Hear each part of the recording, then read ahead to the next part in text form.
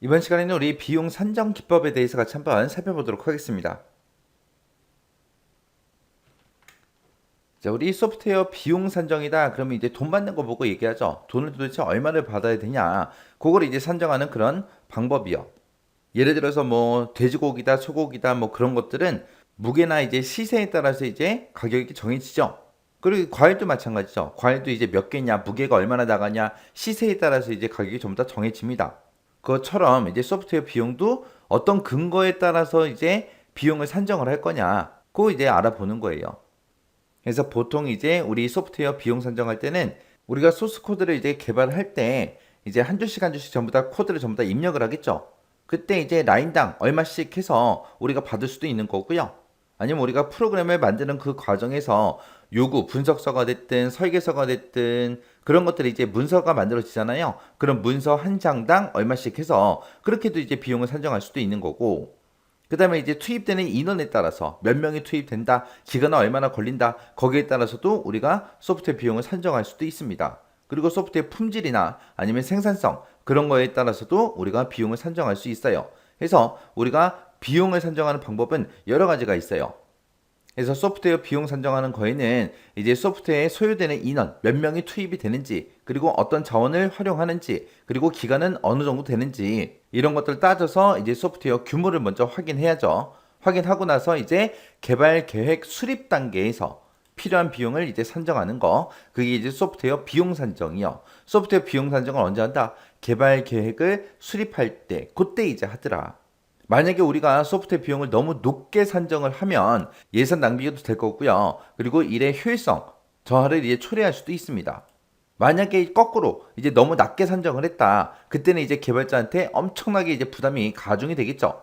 만약에 소프트웨어 하나 내가 개발하는데 이거 만약에 한 5천만 원 받아야 돼요. 근데 이거를 아는 사람이라고 1,000만 원 좀 해달래요. 그럼 가격이 너무 싸잖아요. 그러면 이제 대충대충 만들 수도 있다고요. 그래서 품질에 문제가 발생할 수도 있더라. 이렇게 이제 소프트웨어 비용 산정하는 기법에는 우리 상향식, 하향식 하고 이렇게 이제 크게 두 가지 기법이 있습니다. 이 두 가지 기법은 이제 뒤에 섹션에 넘어가서 이제 자세히 배울 거예요. 자, 그럼 이제 소프트웨어 비용을 결정하는 그 요소가 어떤 것들인지 좀 살펴보자고요. 우리 소프트웨어 비용을 결정하는 요소는 크게 세 가지가 있습니다. 프로젝트 요소가 있고요. 자원 요소라는 게 있고, 그리고 생산성 요소라는 게 있고, 크게 이렇게 세 가지로 구분해서 우리가 나눠볼 수 있어요. 그때 이제 프로젝트 요소다. 그러면 이제 제품의 복잡도, 그리고 시스템의 크기, 그리고 요구되는 신뢰도. 이렇게 이제 세 가지가 우리 프로젝트 요소예요.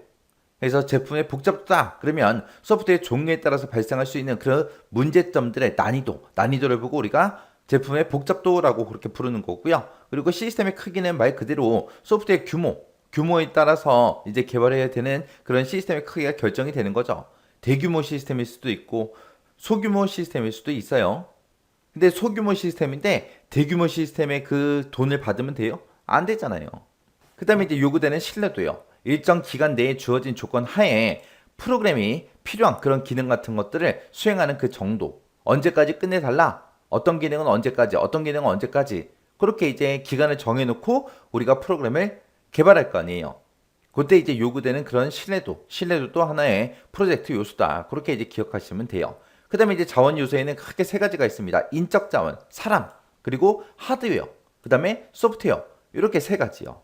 그래서 인적 자원은 말 그대로 개발과 관련된 그 사람들의 갖춘 능력이나 자질, 그런 것들을 보고 우리가 인적 자원이라고 해요. 만약에 소프트웨어 이거를 이제 개발하는데 만약에 최신 나온 그런 기술들을 집어넣어 달래요. 근데 모든 개발자들이 그 최신 기술을 다 다룰 수 있는 건 아니잖아요. 그죠? 그럼 또 새로운 사람을 영입해야죠. 그런 것도 이제 우리 비용 결정 요소 중에 하나라고요. 그 다음에 이제 하드웨어 자원.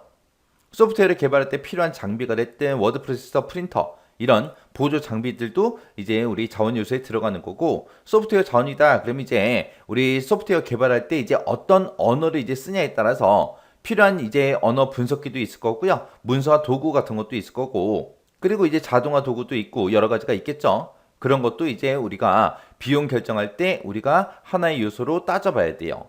그 다음에 이제 생산성 요소다. 그러면 이제 개발자의 능력이 됐든 개발 기간이 됐든 이런 것들 따지는 거예요. 만약에 제가 생각하기에는 이 프로그램 개발하는데 한 3개월 정도 걸려요.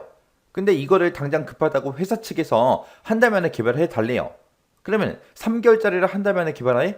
그러면 밤새도록 막 열심히 개발을 해야 될 거 아니에요. 그래서 개발 기간도 우리가 비용 결정하는 그 요소 중에 하나다. 그렇게 이제 기억하시면 됩니다. 그래서 소프트웨어 비용 결정 요소에는 이런 것들이 있어요. 해서 각각이 어떤 게 어떤 건지 그렇게 구분할 수 있을 정도로 여러분들이 보고 지나가시기 바랍니다.